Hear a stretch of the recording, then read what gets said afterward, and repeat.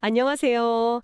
오늘 당신이 보내주신 자료, 김세윤 교수의 복음이란 무엇인가의 한 챕터를 가지고 아주 근본적인 질문을 좀 파헤쳐 보려고 합니다. 네, 바로 하나님 나라에 대한 건데요. 이게 많이들 쓰는 말이지만 막상 설명하려면 좀 막막하잖아요. 그렇죠. 익숙한데 사실은 잘 모르는 개념이죠. 맞아요. 그런데 이 자료를 읽다 보니까 아주 흥미로운 퍼즐 조각을 하나 발견했습니다. 어떤 부분이었나요? 바로 동사, 그러니까 verb의 사용법이에요. 보통 우리는 하나님 나라를 건설한다, 확장한다 이런 말을 되게 자연스럽게 쓰잖아요. 네, 많이들 그렇게 쓰죠. 근데 자료에 따르면 정작 예수님은 그런 말을 거의 쓴 적이 없다는 거예요. 대신 하나님 나라가 온다, 주어진다라고 하고 사람들에게는 그 나라를 받으라, 들어가라고 했다는 거죠. 맞습니다. 이 미묘한 차이, 왜 짓는 게 아니라 오는 걸까요? 여기에 뭔가 핵심적인 비밀이 숨어 있는 것 같습니다. 오늘 이 수수께끼를 한번 같이 풀어보죠. 네, 바로 그 지점이 모든 논의의 출발점입니다. 그 언어적 차이가 단순히 표현이 다른 게 아니고요. 하나님 나라의 본질 자체를 규정하는 거대한 관점의 차이를 드러내기 때문이죠. 결론부터 딱 말씀드리면 네. 그 이유는 하나님 나라가 가진 두 가지 핵심 속성, 바로 초월성과 은혜성 때문입니다. 초월성과 은혜성. 듣기만 해서는 조금 어렵게 들리는데요. 하나씩 좀 풀어주시죠. 우선 초월성이라는 건 뭔가요? 말 그대로 우리 너머에 있다는 뜻입니다. 그러니까 하나님 나라는 인간의 지혜나 능력, 선한 노력으로 만들어낼 수 있는 대상이 아니라는 거죠. 인간의 영역 밖에 있다. 네, 만약 우리가 힘을 합쳐서 유토피아를 건설할 수 있다면 그건 결국 인간의 나라일 뿐이잖아요. 그렇죠. 고장난 시계대 고치려면 시계 외부에 수리공이 필요한 것처럼 근본적으로 깨지고 왜곡된 이 세상을 구원하려면 우리 바깥, 즉 우리를 초월한 힘이 개입해야만 한다는 겁니다. 잠시만요. 초월성이라는 건 알겠는데 이게 자칫 잘못 들으면 어차피 우린 아무것도 할 수 없으니까 그냥 신이 다 알아서 해줄 때까지 기다리자는 약간 그런 식의 아주 수동적인 태도로 이어질 위험은 없나요? 아주 날카로운 지적이세요. 그리고 바로 그 지점에서 두 번째 속성인 은혜성이 중요해지는 겁니다. 아하. 초월적인 존재가 저 멀리 하늘에만 머물러 있다면 우리랑 아무 상관이 없겠죠. 그건 신이 아니라 그냥 외계인일 뿐이니까요. 그렇죠. 웃음. 은혜라는 건 그 초월적인 존재가 우리를 위해서, 프론 노비스라고 하죠. 이 세상 속으로 직접 와서, 엑스트라노스죠. 구원의 손길을 내민다는 의미입니다. 즉, 초월성이 구원의 출처를 말한다면 은혜성은 구원의 방향성과 목적을 말해주는 거죠. 수동적으로 기다리는 게 아니라 우리를 향해 적극적으로 다가오는 그 손길에 우리가 응답하는 개념입니다. 그러니까 초월적인 힘이 우리를 위해 다가오는 것, 이 두 가지가 완전히 세트군요. 맞습니다. 하나만 있어서는 구원이 성립되지 않는다는 거네요. 정확합니다. 이 초월과 은혜라는 두 개의 키워드를 가지고 다른 종교들의 관점과 비교해보면 예수님의 가르침이 얼마나 독특한지 훨씬 선명하게 드러납니다. 네, 자료에서도 그 부분을 아주 흥미롭게 다루더군요. 다른 종교들은 이 문제를 어떻게 보고 있나요? 자료에서는 이걸 크게 두 가지 흐름으로 설명합니다. 첫 번째는 범신론, 판테이즘이라고 하죠. 범신론이요? 네, 주로 힌두교나 불교 같은 인도 계열 종교에서 나타나는 관점이죠. 이들은 신의 내재성, 그러니까 신이 세상 만물 안에 깃들어 있다는 점만 강조하고 초월성은 부정합니다. 세상 모든 것이 신의 다른 표현이라는 거죠. 그러니까 범신론의 관점에서는 굳이 외부의 신에게 기도하거나 구원을 요청할 필요가 없는 거네요? 바로 그거죠. 답은 이미 내 안에 혹은 우리 주변 세상에 있다는 뜻이니까요. 맞나요? 맞습니다. 그래서 구원은 외부의 도움이 아니라 자기 수양과 깨달음을 통해 생로병사의 윤회고리를 끊고 우주의 본질, 즉 불화만이나 열반과 합이라는 것이 됩니다. 결국 핵심은 자력 구원이네요. 그렇죠. 철저한 자력 구원, 내 힘으로 나를 구원하는 거죠. 그렇군요. 그럼 다른 하나의 흐름은 뭔가요? 정반대의 관점인 이신론입니다. 이신론. 네, 이슬람교에서 이런 경향이 강하게 나타나는데 여기서는 신의 초월성만 극단적으로 강조합니다. 이번엔 초월성만요? 네, 신은 너무나 위대하고 거룩해서 이 타락한 세상에 직접 개입하지 않는다는 생각이죠.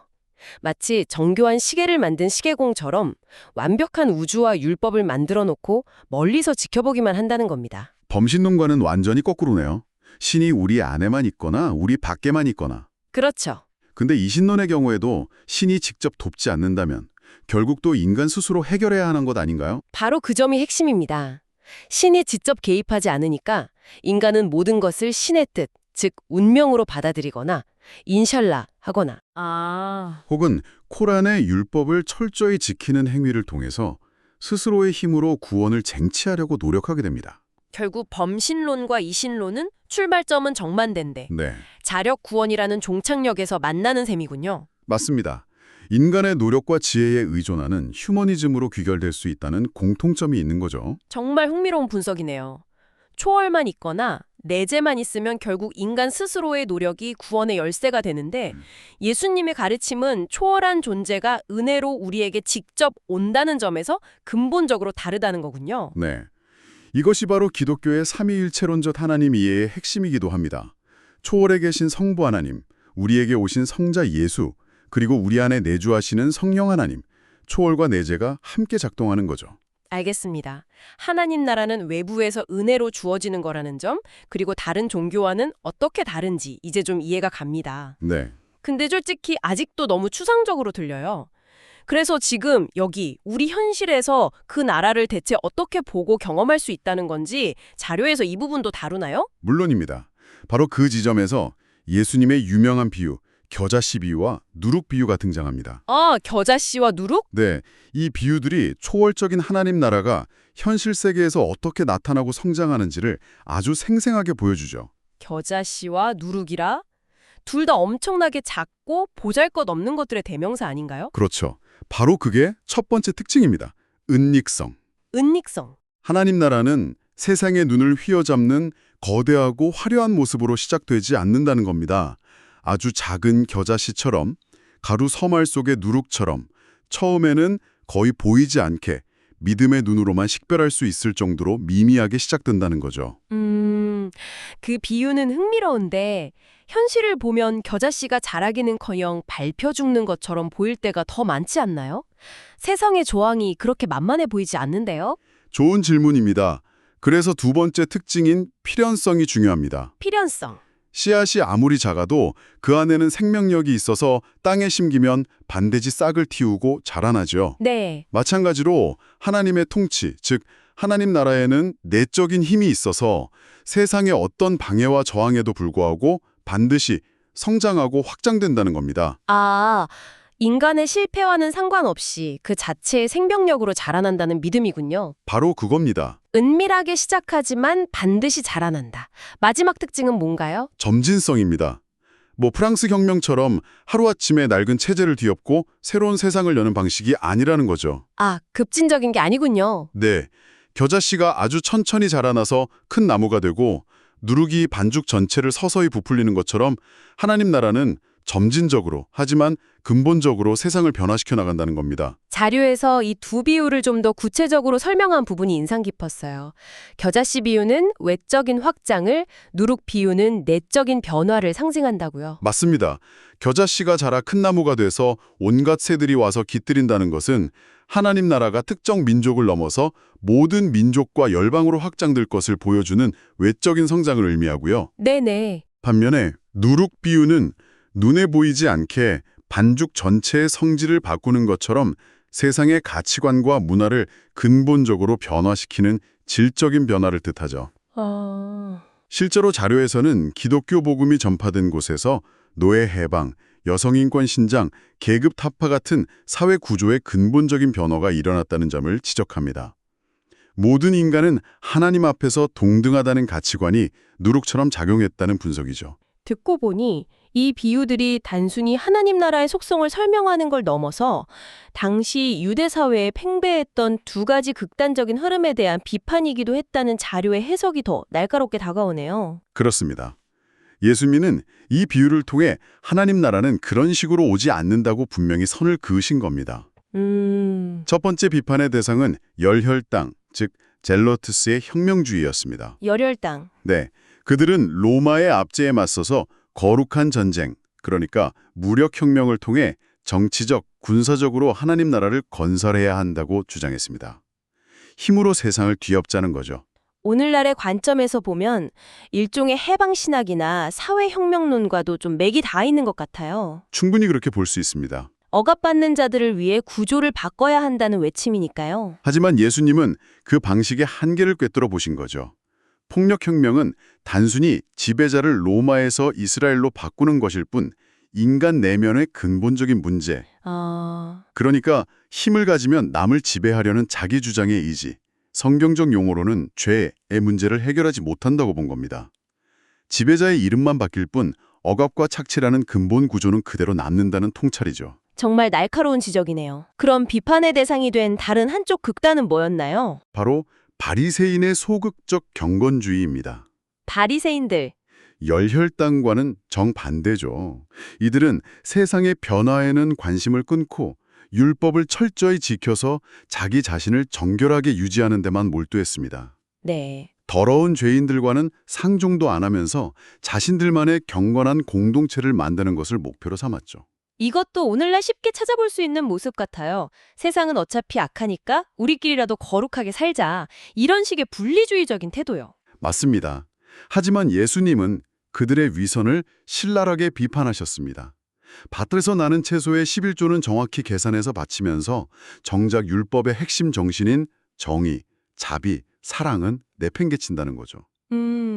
그런 소극적이고 이기적인 경건, 나만 깨끗하면 된다는 식의 태도로는 하나님 나라가 추구하는 진정한 평화, 즉 샬롬이 결코 이루어질 수 없다고 보신 겁니다. 정리해보면 예수님은 힘으로 세상을 바꾸려는 급진적인 혁명주의도 세상과 담을 쌓고 나만의 거룩함을 지키려는 소극적인 분리주의도 모두 거부한 셈이네요. 네, 둘 다 아니라고 하신 거죠. 그렇다면 도대체 예수님이 제시한 제3의 길은 무엇이었을까요? 폭력혁명도 소극적 경건주의도 아니라면 남는 것은 하나입니다. 바로 사랑의 이중계명이죠. 아, 사랑. 하나님을 사랑하고 내 이웃을 내 몸과 같이 사랑하라. 이것이 바로 보이지 않는 하나님의 통치가 우리 삶의 구체적인 현실 속에서 드러나는 방식이자 하나님 나라를 살아가는 유일한 길이라고 예수님은 가르치셨습니다. 아, 그러니까 처음 우리가 던졌던 질문, 왜 건설이 아니라 받는 것이냐는 질문의 답이 여기에 있군요. 그렇죠. 아니라 아주 실질적인 요구인 거죠. 특히 하나님 사랑의 정반대는 우상 숭배인데 예수님은 수많은 우상 중에서도 만몬, 재물 숭배를 가장 강력하게 경고하셨습니다. 만몬이요? 네, 재물을 통해서 내 삶의 안전과 행복을 스스로 확보하려는 태도가 결국 모든 관계를 파괴하고 이웃을 착취하게 만든다고 본 겁니다. 자료에 등장하는 컴퓨터 사업가 예시가 이 점을 아주 명확하게 보여주죠. 네, 그 예시가 정말 와닿았어요. 생산원가 100원짜리 컴퓨터를 만드는 사업가가 있다고 가정해보죠. 네, 여기에 정당한 이윤 100원에 붙여 200원에 팔면 컴퓨터가 필요한 이웃을 이롭게 하는 동시에 나도 살 수 있습니다. 이게 바로 이웃사랑을 통해 하나님의 통치를 받아들이는 길이라는 거고요. 하지만 만약 이 사업가가 더 큰 이익에 눈이 멀어서 2,000원에 판다면 어떻게 될까요? 그는 엄청난 부를 쌓겠지만 그 부는 결국 이웃을 착취한 결과물입니다. 이것이 바로 만몬의 통치, 즉 사단의 통치를 받아들인 결과라는 겁니다. 모든 인간관계가 이익을 위한 수단으로 전락하는 약육강식의 정글이 펼쳐지는 거군요. 맞습니다. 매일 매 순간이 그런 선택의 연속인 것 같습니다. 그런데 한 가지 근본적인 질문이 남습니다. 인간이 과연 스스로의 힘으로 자신의 이기심을 버리고 그렇게 온전히 이웃을 사랑하며 하나님의 통치에 순종할 수 있을까요? 여태까지의 논의를 보면 그건 불가능할 것 같은데요. 아주 중요한 마지막 퍼즐 조각입니다. 자료는 분명히 말합니다. 인간의 힘만으로는 절대 불가능하다고요. 그렇죠. 죄의 본질이운 주장의 의지를 가진 인간이 어떻게 스스로를 버리고 온전히 하나님을 의지하며 이웃을 섬길 수 있겠습니까? 그래서 다시 처음의 이야기로 돌아가는 겁니다.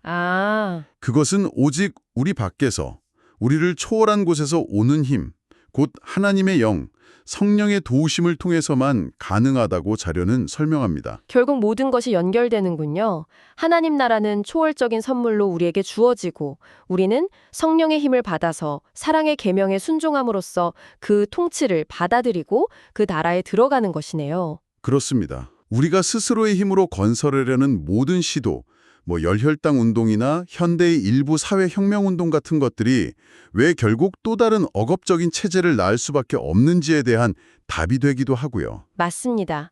우리가 성령의 능력에 의지해서 이웃을 사랑하는 구체적인 삶을 살아갈 때 비로소 그곳에 하나님 나라의 정의와 평화가 천결매의 형태로 실현됩니다. 첫열매. 그리고 바로 그 지점에서 우리는 아주 조심스럽게 하나님 나라를 이루어간다 혹은 확장해 나간다는 표현을 사용할 수 있게 되는 겁니다.